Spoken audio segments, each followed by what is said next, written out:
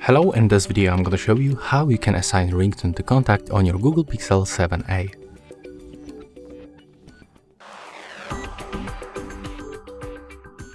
To do this, you have to open the phone dialer.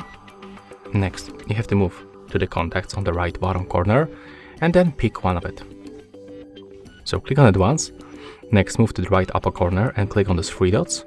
Click to set ringtone. And right now we can find here some default ringtones. For example, we can open the Pixel sounds. If you want to select any of them, just click and click save in the right bottom corner. We can also check if we can set the custom ringtone. Of course, we can by going to the My Sounds and pick the default ringtone. When we click on the plus on the right bottom corner, we will be moved to the Google Drive.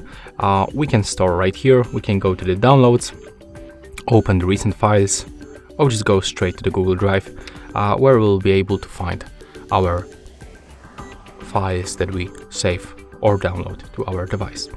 And then if you pick, just click save on the right bottom corner, and that's all. So hope you like it.